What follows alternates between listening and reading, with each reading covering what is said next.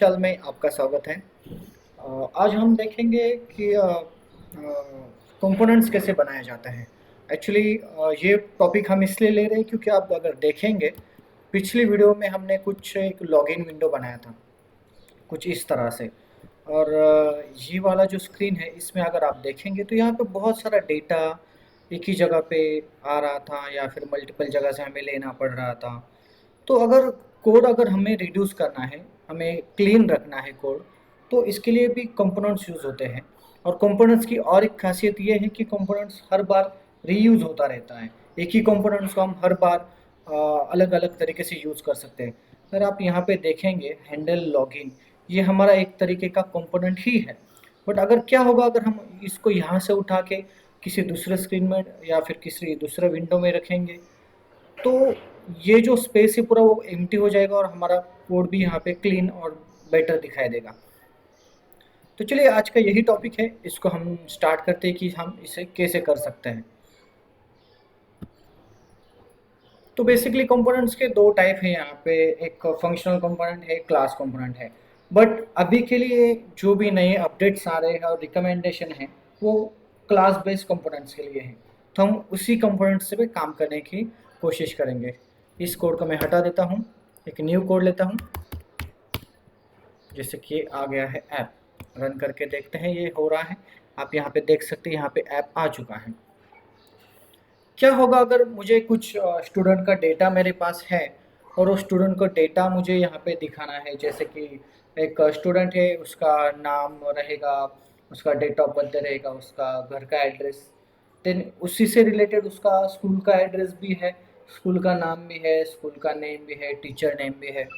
तो बेसिकली हम इसमें क्या करेंगे, तो पहले हम कैसे उसको लिखते थे। जैसे कि अभी ये मैं यहाँ पे एक एप्लीकेशन का नाम दे देता हूँ। जैसे कि एप्लीकेशन, सॉरी स्कूल का नाम दे देते हैं। School is M J school, okay. Then अभी चलो यहाँ पे कुछ डेटा ले लेते हैं, जैसे कि टेक्स्ट हो गया, स्टूडेंट का डिटेल्स लेते हैं।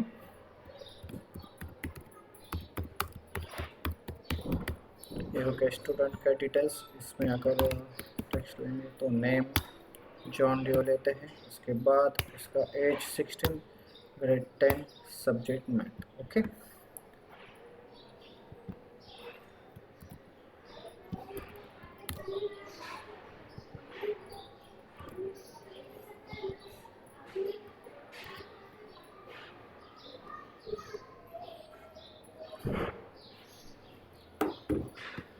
16 हो गया।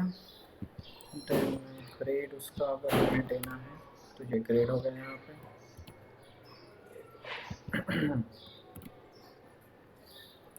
सब्जेक्ट ले लेते हैं उसका,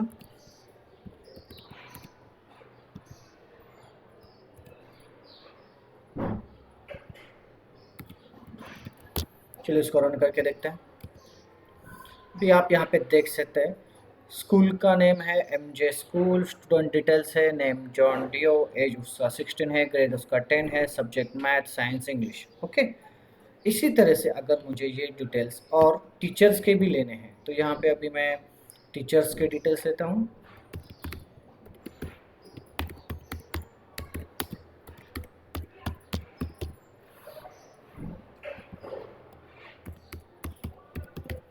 टीचर्स के डिटेल्स लेते हैं। टीचर्स के डिटेल्स भी सेम रहेंगे इस तरह से। यहाँ पे ले लेते हैं, नेम है रोहित,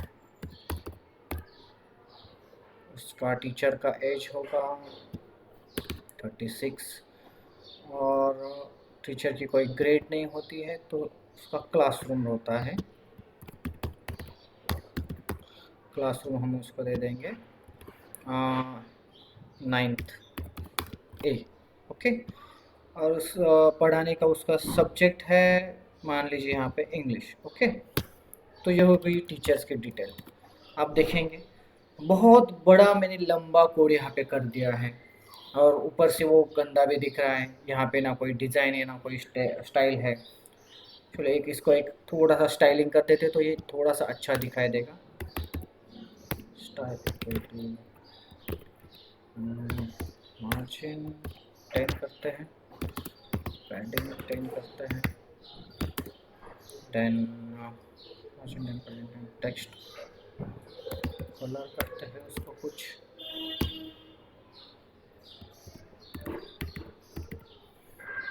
ओके 9.12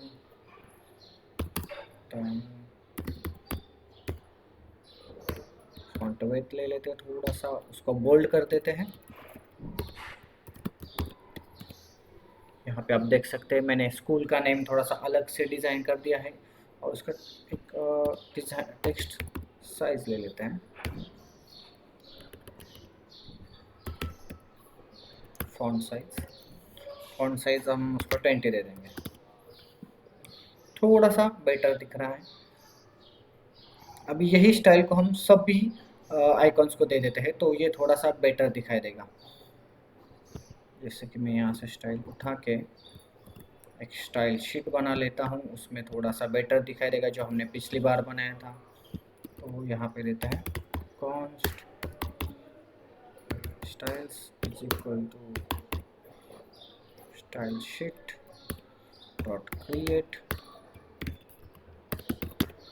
यहाँ पे एक मेन ले लेते हैं टेक्स्ट स्टाइल, उसमें इसको पेस्ट कर देते हैं, कट कर दिया, यहाँ पे हो गया पेस्ट। और इस टेक्सटाइल को हम यहाँ पे अलाउ कर देते हैं स्टाइल्स डॉट टेक्सटाइल। ये देखिए कुछ इस तरह से। अभी ये हो गया टेक्सटाइल, तो टेक्सटाइल का कलर हम ऑरेंज ही रखते हैं और यही स्टाइल हम सबको अप्लाई कर देते हैं। यहाँ पे कॉपी पेस्ट पेस्ट, यहाँ पे भी सभी जगह पे जिधर भी हमें लग रहा है कि थोड़ा सा बेटर होना चाहिए टेक्स्ट, तो वहाँ पे हम उसको एक डिज़ाइन दे देते हैं, स्टाइल दे देते हैं, तो वो थोड़ा बेटर दिखाई देगा और हमें समझ में भी आएगा।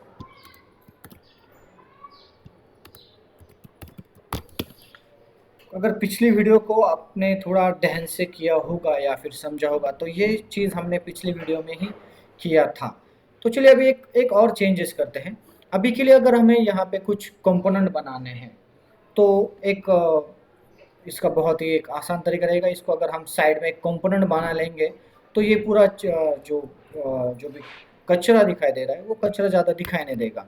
तो एक कंपोनेंट बना ले लेते हैं, कॉन्स्ट यूज़र डेटा या फिर स्टूडेंट डेटा करते हैं, स्टूडेंट डेटा। इसको हम नॉर्मल फंक्शन में बना रहे हैं, रिटर्न यहाँ पे व्यू आ जाएगा। अभी आप देख सकते हैं यहाँ पे एक स्टूडेंट डेटा बन गया है।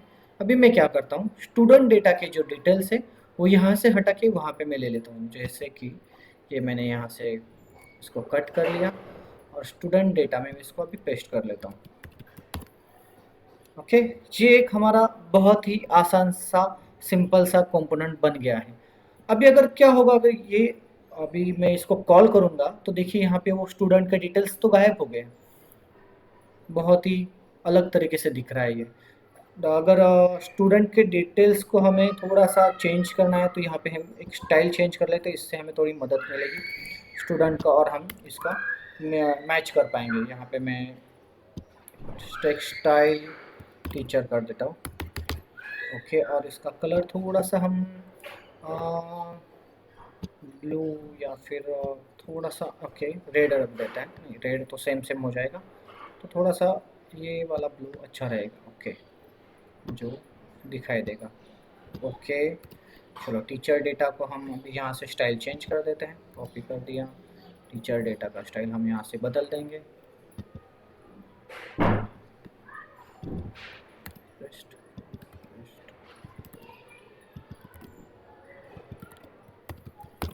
ये हो गया टीचर का डेटा। अभी आप सोचेंगे स्टूडेंट डेटा क्यों नहीं दिख रहा है, क्योंकि हमने उसको कॉल ही नहीं किया। इस कंपोनेंट को अगर हमें अपने मेन कोड में कॉल करना है तो बहुत ही सिंपल सा रहेगा, इसको ही कोड रिड्यूसिंग कहते हैं। अगर हमें इसको कॉल करना है तो सिंपल सा यहाँ पे स्टूडेंट डेटा लिखना है, तो उसको क्लोज कर देना इस तरह से। अभी आप देख पाएंगे स्टूडेंट डेटा यहाँ पे बहुत ही आसानी से दिख रहा है। मैं थोड़ा सा साइज या फिर इसका मार्जिन वगैरह पैडिंग कम कर देता हूँ, तो हमें इसमें और ज़्यादा कुछ फीचर्स हम इसको यूज़ कर सकते हैं। इसको भी कर देते हैं 7, इसको 2। आप देख सकते हैं यहाँ पे मैंने थोड़ा सा चेंजेस कर लिया है, तो अच्छे से दिख रहा है अभी 2, 10, 2। ओके। अभी ये कंपोनेंट हमने जो बनाया है उसको फिर से हमें यूज करना है, यही स्टूडेंट को फिर से। तो आप देखिए मैं इसको बार बार यहाँ पे नीचे करता हूँ, तो आपको और ज़्यादा आसानी से हो जाएगा। और एक करता हूँ, आप देख सकते हैं यहाँ पे 2 बार, 1, 2 और ये 3 बार यहाँ पे आ गया है, क्योंकि हमने 3 बार उस कंपोनेंट को कॉल किया है। अगर यहाँ से मैं एक को हटा दूँ, सेव करूँ, तो फिर से यहाँ पे 1, 2, 3 आ गया। तो ये फ़र्क या फिर ये हमारा एक कोड आसान करने का तरीका होता है, इसीलिए हम कंपोनेंट्स को यूज़ करते हैं। एक कंपोनेंट से दूसरे कंपोनेंट्स में डेटा भी ट्रांसफ़र कर सकते हैं। अभी आप सोचेंगे कि हमने कुछ अलग थोड़ी किया है, यहाँ पे एक लाइन डाल दिया और उसी कोड को यहाँ पे नीचे ले लिया, तो इसमें डिफरेंस क्या है? तो दोस्तों हम इसी डेटा को दूसरे फ़ोल्डर में भी, फंक्शन में भी बना सकते हैं। जैसे कि अभी अभी के लिए मैं एक टीचर का एक कंपोनेंट ले लेता हूँ। जैसे कि यहाँ इसको अभी मैं कॉपी पेस्ट करता हूँ और यहाँ पे टीचर डेटा नाम डाल देते हैं, टीचर डेटा। और टीचर डेटा में ये वाला चीज़ हम यहाँ पे डाल देते हैं। कट हो गया है, फ़िलहाल के लिए इसको हटा देता हूँ। और टीचर डेटा में चली गई टीचर डिटेल्स की फाइल। अभी आप देखेंगे टीचर डेटा यहाँ पे हमने कॉल किया नहीं है, इसलिए वो दिख नहीं रहा है। तो यहाँ पे टीचर डेटा आ गया और इस तरह से क्लोज कर दिया उस ब्रैकेट को। आप देख सकते हैं जो हमारा ऐप का विंडो है, हमने वहाँ पे सिर्फ 3 लाइन का कोड बना दिया। इसको रिड्यूसिंग मेथड कहते हैं। ओके, तो अभी मैं जैसे बोल रहा था कि डिफरेंट क्या है, कोड तो उतना का उतना ही है। तो आप अगर चाहें तो ये स्टूडेंट डेटा को और टीचर डेटा को अलग से कंपोनेंट के फोल्डर में सेव कर सकते हैं। चलिए यहाँ पे हम पहले तो फोल्डर बनाते हैं, src बनाते हैं, एक छोटा सा फोल्डर, उसमें एक फोल्डर लेते हैं। src में एक फोल्डर लेंगे कंपोनेंट। ओके ओके, कंपोनेंट आ गया। अभी इसी कंपोनेंट्स में एक फाइल बना लेते हैं, जैसे कि स्टूडेंट डेटा। यहाँ से मैं कॉपी कर लेता हूँ इसको, कॉपी। इसमें आएंगे, यहाँ पे एक फाइल बनाएंगे स्टूडेंट डेटा डॉट जेएस। अभी यहाँ पे मैंने सेव कर लिया और यहाँ पे आके इस कोड को मैंने यहाँ से उठा के कट करके RNFP करके टाइप कर देते हैं और इस मेथड में उसको हम पेस्ट कर देते हैं, ये वाला part. Student data already copy कर दिया है मैंने।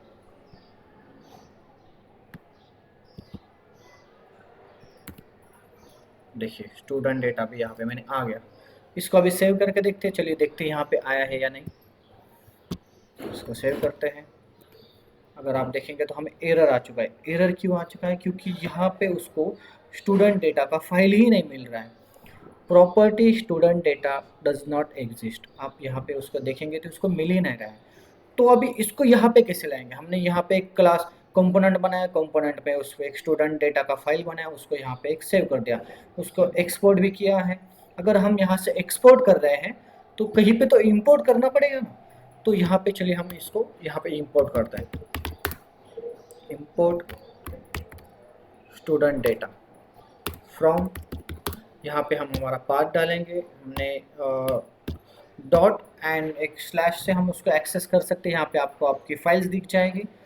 अगर नहीं दिख रहे हैं तो 2 डॉट डाल दीजिए और फिर से स्लैश दीजिए। यहाँ पे भी नहीं दिख रही है, फिर से एक डॉट डाल के एक स्लैश दे दीजिए, फिर से एक डॉट, सिंपल सा डॉट दीजिए। ओके, अगर फिर भी नहीं आ रहा है तो इसका मतलब हमें इसको ढूंढना पड़ेगा, ये कहाँ गए। ओके, आप देख सकते हैं नीचे SRC का एक फोल्डर आ चुका है। SRC को क्लिक करेंगे, फिर से इसको एक स्लैश देंगे, कंपोनेंट्स आ चुका है, कंपोनेंट्स फिर से एक स्लैश देंगे, यहाँ पे स्टूडेंट डेटा भी आ चुका है। इसको सेव करेंगे और इसी स्टूडेंट डेटा को यहाँ पे अभी कॉल करेंगे। स्टूडेंट डेटा यहाँ से कॉपी हो गया। मेक श्योर आपका स्पेलिंग मिस्टेक कहीं पे भी ना हो। अगर स्पेलिंग मिस्टेक हो रहा है तो वो रन नहीं होगा। अभी चलिए देखते हैं कुछ हो रहा है। इसको एक बार रन करना पड़ेगा यहाँ से, थोड़ा हैंग हो चुका है। What happened? ओके, चलिए अभी इसको चलिए अभी इसको देखते हैं सेव हुआ है या नहीं। आप देख सकते हैं आपका स्कूल का जो स्टूडेंट डेटा था वो पूरी तरह से यहाँ पे आ चुका है और यहाँ पे भी आ चुका है। तो ये हमारा बेनिफिट होता है कंपोनेंट्स बनाने का। सेम हमें अभी टीचर्स डेटा का भी एक फाइल बनाएंगे और कंपोनेंट्स में उसको सेव करेंगे। यहाँ पे आ चुके हैं new file teacher data dot JS और यहाँ पे मैंने उसको सेव किया है। ऐप डॉट JS में जाएंगे, टीचर डेटा का पूरा फोल्डर यहाँ से कॉपी कर लेंगे। मेक श्योर कॉपी करते वक्त आपको पूरा जो स्टाइल्स वगैरह है वो भी यहाँ से हटाना है, क्योंकि अगर वहाँ पे स्टाइल्स दिख नहीं रहा है तो वो दिक्कत दे सकता है। यहाँ पे मैंने उसको कट कर लिया और टीचर डेटा में आते ही RMFT टैब मेरा डिटेल बन चुका है। यहाँ पे अभी मैं उसको सेव करता हूँ। ओके, एक्सपोर्ट का लाइन नीचे आ गया है। ओके, अभी देखिए यहाँ पे उसको स्टाइल भी मिल रहा है, सब चीज़ें अच्छे से मिल रही है। यहाँ पे मैं इसको सेव करता हूँ। अगर यहाँ से एक्सपोर्ट कर रहे हैं तो ऐप डॉट JS में हमको इसको सेम तरीके से इंपोर्ट भी करना पड़ेगा। तो क्या नाम था हमारा, टीचर डेटा फ्रॉम, जो पाथ था वही देंगे, डॉट स्लैश, फिर से डॉट स्लैश, इसमें SRC मिलेगा हमें, SRC मिल गया। देन फोल्डर का name component, then teacher data. Okay, spelling mistake का थोड़ा ध्यान रखिएगा। अगर स्पेलिंग मिस्टेक होता है तो कोड यहाँ पे ठीक से रन हो पाएगा नहीं। तो अभी देखते हैं, आप देख सकते हैं property style sheet doesn't exit. Okay, ये कहाँ पे हो रहा है, हमने टीचर डेटा में स्टाइल्स तो दे दिया तो, बट यहाँ पे हमने स्टाइल शीट दिया ही नहीं। तो ये सेव हो गया। अभी करके देखते हैं। Oops, something went wrong.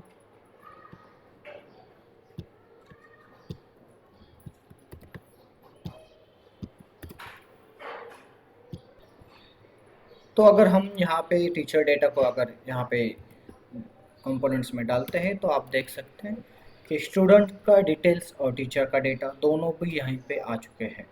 तो ये कंपोनेंट का बेनिफिट होता है, आप एक ही कंपोनेंट को बार बार भी यूज़ कर सकते हैं। जैसे कि मैं इसको अभी कॉपी पेस्ट करता हूँ फिर से यहीं पे, और अगर पेस्ट करता हूँ तो फिर से देखिए आप 1 2 3 4 इसे चार चार जो भी है जितना चाहिए इतना मर्जी हम उसको दिखा सकते हैं और यूज़ भी कर सकते हैं।